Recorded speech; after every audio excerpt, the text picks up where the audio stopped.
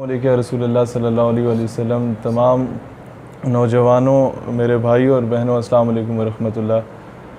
جو پیغام ہم لے کے تمام کالجز اور یونیورسٹیز میں چلے تھے کہ مغرب جو آپ کو تقسیم کر رہا ہے، جو آپ کو ڈیوائیڈ اینڈ رول کی پالیسی پر آپ لوگوں کو شکست دینے کی کوشش کر رہا ہے، تو اس کا وہ 1 پوائنٹ ایجنڈا ہے، وہ فاقہ کش کے موت سے ڈرتا نہیں ذرا، روح محمد اس کے بدن سے نکال دو۔ تو آج میں نے جب ساری زندگی حضرت اقبال رحمۃ اللہ علیہ کو اگر کچھ سمجھنے کی کوشش کی، اور آیاز میں کویشچن کہ حضرت آپ مجھے ایک جملے میں بتا دیجئے کہ امت کا جو بکھرا ہوا شیرازہ ہے اسے کس طرح ایک پلیٹ فارم پہ اکٹھا کیا جا سکتا ہے، تو مجھے وہ ایک لائن میں جو جواب ملتا ہے وہ یہ ملتا ہے کہ the power that can blow the dead body of Ummah is Islam and all that Islam lies in عشق رسول علیہ الصلوۃ والسلام، کہ وہ قوت جو مسلمانوں کے مردہ ضمیر کو جھنجھوڑ کے زندہ کر سکتی ہے، اس قوت کا نام اسلام ہے،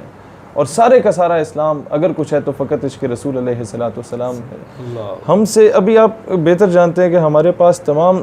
پولیٹیکل اور ریلیجیس آرگنائزیشنز کی جو یوتھ ونگز ہیں ان کی لیڈرشپ کا الائنس ہے۔ اب اکثر لوگ پوچھتے ہیں کہ آپ لوگوں کا جھکاؤ بابا جی کی طرف کیوں ہے؟ میں تو ان کی موجودگی میں بھی یہی جواب دوں گا کہ اگر کل بلاول ناموس رسالت کے لیے آ جائے تو ہم اس کے ساتھ ہو جائیں، کیوں نہیں آتے؟ آپ ذاتی مفادات کے لیے نکل سکتے ہیں تو حضور کی عزت و ناموس کے لیے نہیں نکل سکتے۔ تو the one who stands for ناموس رسالت، the one who take any sort of initiative for ختم نبوت صلی اللہ علیہ وآلہ وسلم، تو یہ جو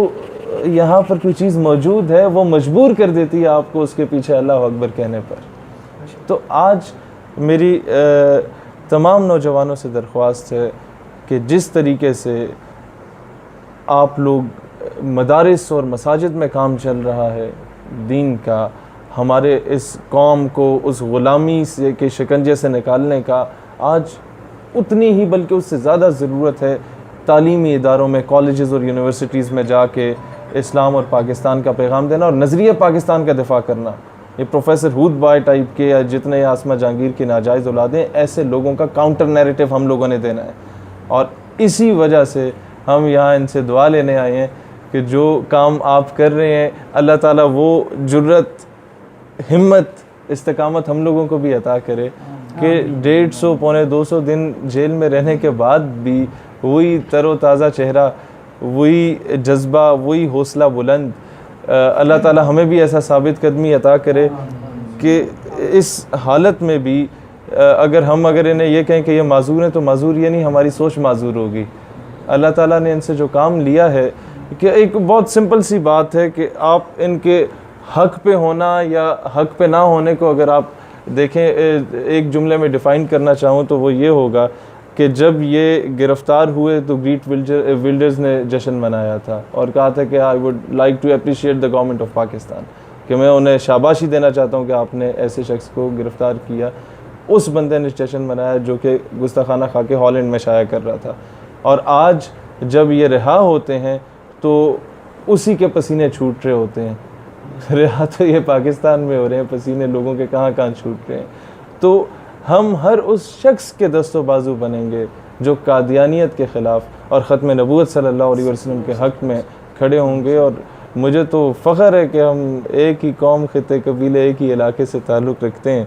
اور بابا جی سے بھی کہیں گے کہ آپ ہمارے لیے دعا کریں، اور کوئی نوجوانوں کو حضرت اقبال کی روشنی میں کوئی ایک شعر کی روشنی میں اگر کہنا چاہیں تو آپ۔